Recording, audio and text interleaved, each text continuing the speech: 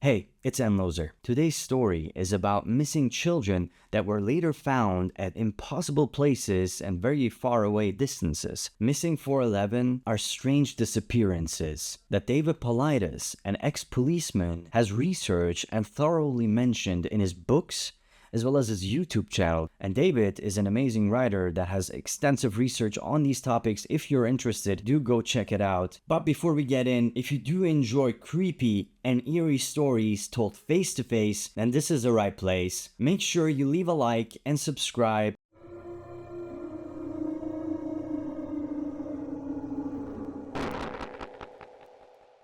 This one happened in 1922. Bobby Eckerman was only 4 years old at the time. He and his family went on a camping trip where they met another family and they started their camping. They were playing and preparing barbecue when suddenly they realized that Bobby was nowhere to be found. It was around 2 p.m.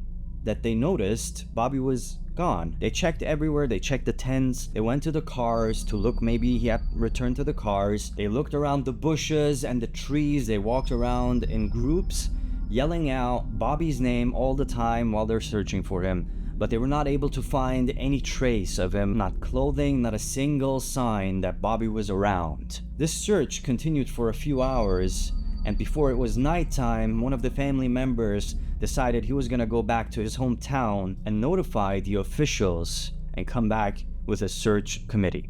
He goes back to the town and brings back more people, professionals that will be searching the area. Once they're back in the area and continue their research, they start these large bonfires. In case the kid was lost, he would be seeing these fires and maybe walk towards it. And that's an idea that they apply in hopes that he will show up. 24 hours passes, and approximately at 2 p.m. the next day, a horseback rider north of the Lamp Ranch finds the boy safe and sound. Bobby does not have a scratch on him except for his right arm, just a little small scratch, and other than that he seems fine, well rested, and not exhausted or not damaged whatsoever. Now what's unique and weird about this is that the place that they found him was 10 miles away from the camping site. Bobby would have had to walk in a straight line for 10 miles to get to the spot where he did when he was found. For his age, 4 years old,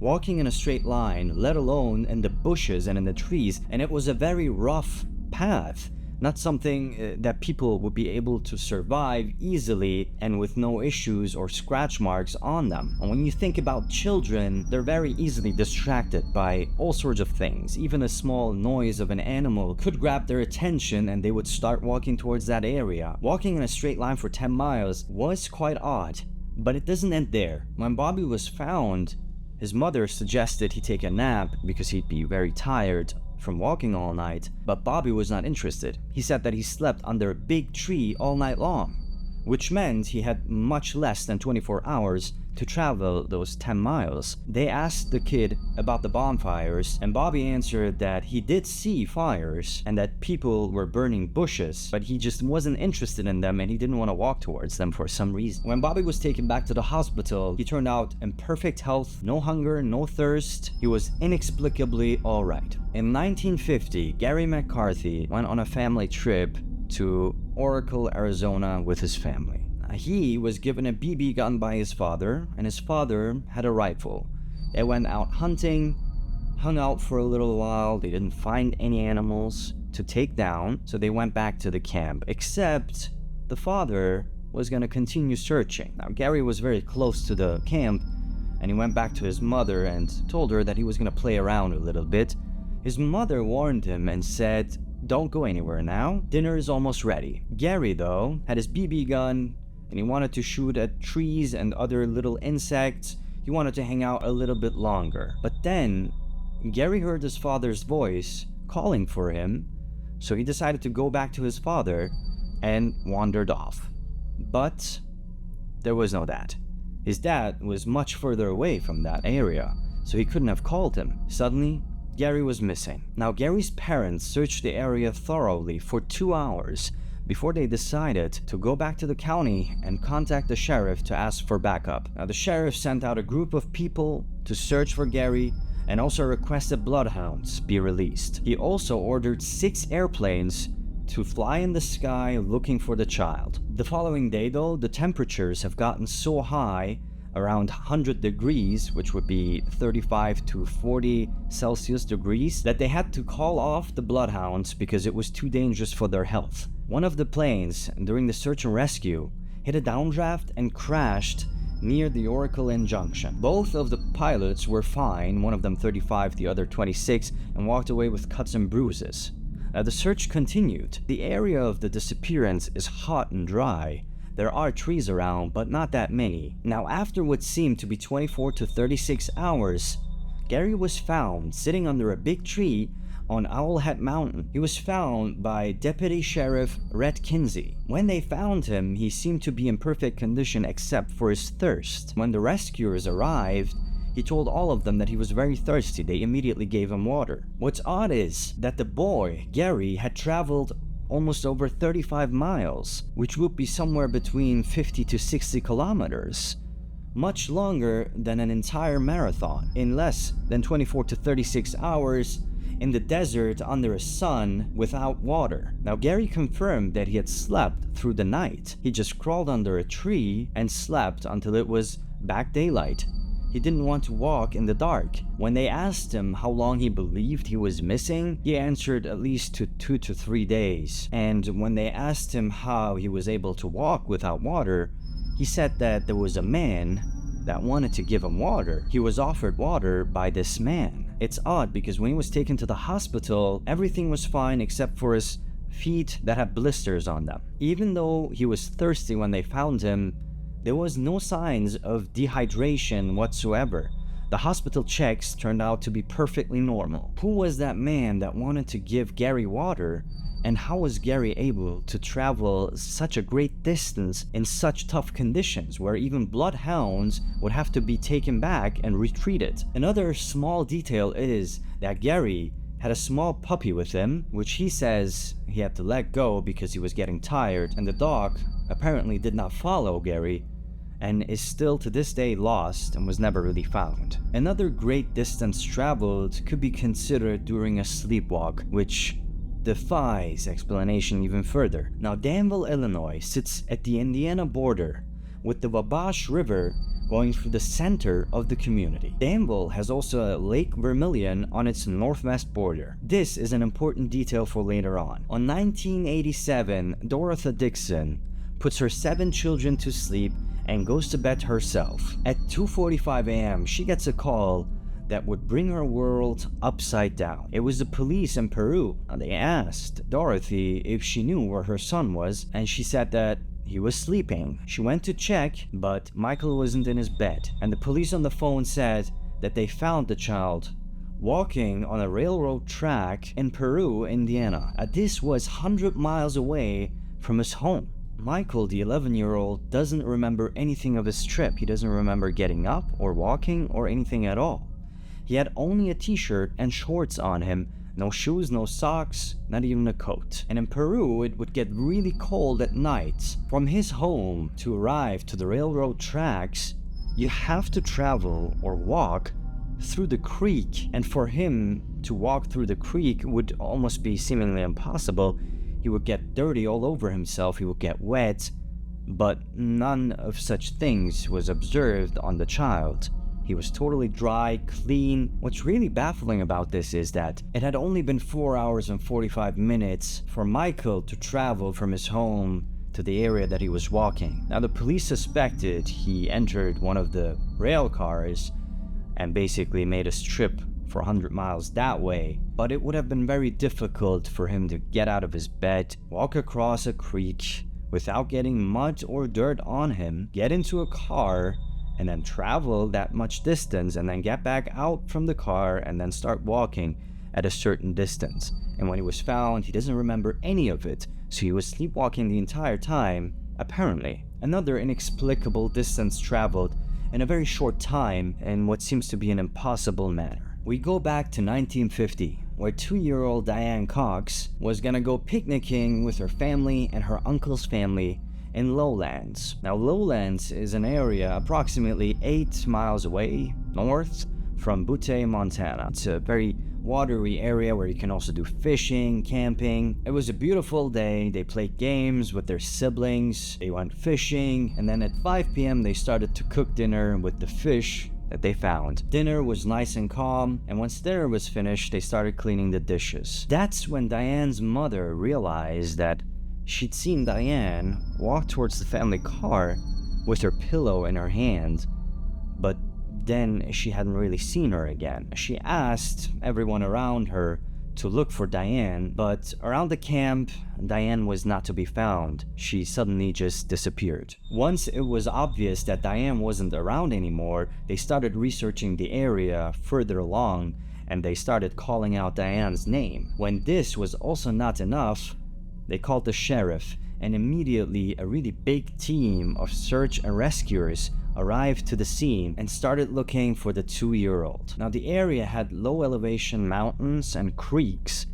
and families and law enforcement was afraid that Diane might have fallen into one of the creeks and drowned. A very thorough search along the creeks was done, but nothing was found, so it was assumed that Diane did not fall into the creek. Now, as the search continued, it spiraled out into much greater areas. At approximately 3 a.m., the search continues, and Diane's uncle's dog, a canine, whom Diane had played a lot with, was showing signs that he was interested in a particular area that the searchers were certain the girl couldn't have traveled. Now, this was a craggy area, a very rocky and difficult to climb area. They went up that rocky area and surely enough found Diane under a tree just sitting on her pillow. It gets weirder. On that path, there were rose petals scattered all over the place, which the rescuers found helpful in finding Diane. Now, Diane would have had to climb a very steep slope, get through the rocky area, constantly scattering rose petals on the ground, while also carrying a pillow under her arms. Now, the thought that a 2-year-old could climb that very rocky area while she was still holding on to her pillow didn't make sense to anybody. Oddly enough, the search and rescuers have been circling around that area, that particular area, to find Diane, but because they didn't think she would have been there, she could have climbed that area, they didn't ever think to look there until the dog was interested. In that same area, very close proximity, bear tracks was also found, but the girl was safe and sound. She had taken out the pillowcase, put it on the ground, and just laid on top of it, and she held her pillow really tight around her so that it would be warm because it was a chilly night, and when they found her, was just sleeping there. When she was taken to the hospital, all checks were fine. She was in a very good and healthy condition. It was never quite understood how she made it up there. The last story of today happened in 1986 in North Carolina, Morganton. 2-year-old Adam Russell was playing in the backyard of his family's house with a puppy and a canine. His mother was aware that he was in the backyard playing. She was not worried, and she was just taking care of some business inside the house, cleaning and just washing the dishes. When at around 4:45 p.m., she goes to check on Adam and realizes that Adam is gone. Immediately, she just searches the area, quickly calling out Adam's name, even in the house. Maybe he'd wandered back inside, and she can't find Adam anywhere. She asked her neighbors to help her, but at around 6 p.m., realizing that they couldn't find him anywhere, they notified the sheriff. Now, the sheriff's office immediately responded, and search and rescue teams and many of the community people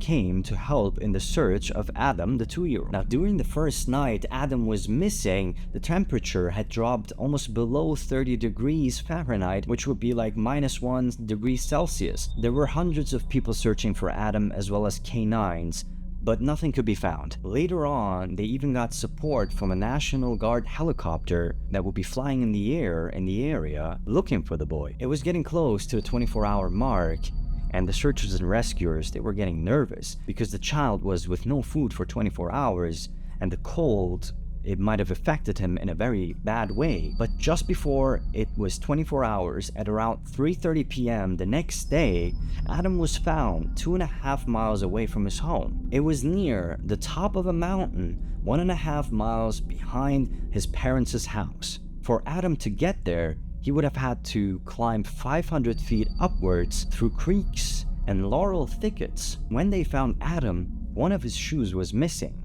and his foot was exposed to everywhere he was walking, as well as the cold air. At night, he was completely wet, which makes this story even more inexplicable considering that the night was very cold, and a 2-year-old with no food, no water, in that temperature, the cold, it would have definitely affected him in a very unhealthy way.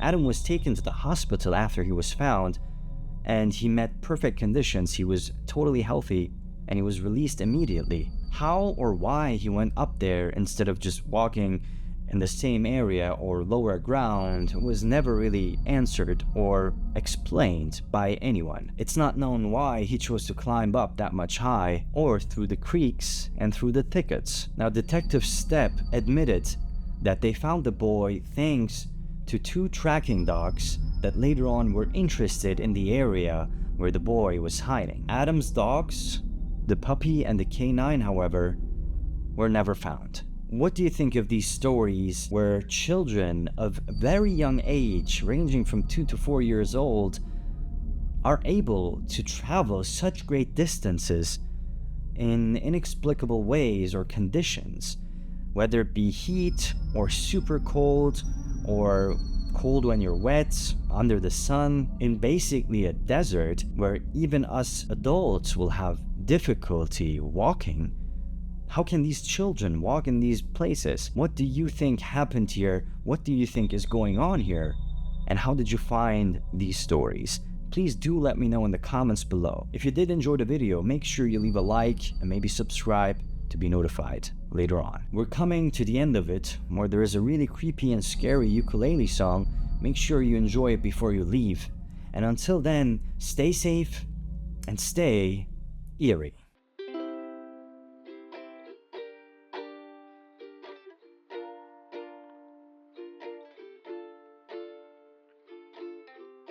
Tried to walk home last night, really thought I'd be fine, but then a sudden thump behind. Wait, is that an alien?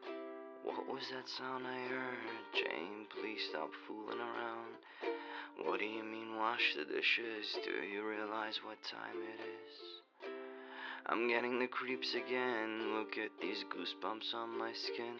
If I'm not back by 8, the delivery guy probably did it. Now I must fade in the dark, get away from everyone. Oh Jane, I'm so afraid. I'm begging you to stay. Is someone watching me as I'm wide asleep? Getting those goosebumps again. Wait, am I peeing? I'm so scared that I'm peeing.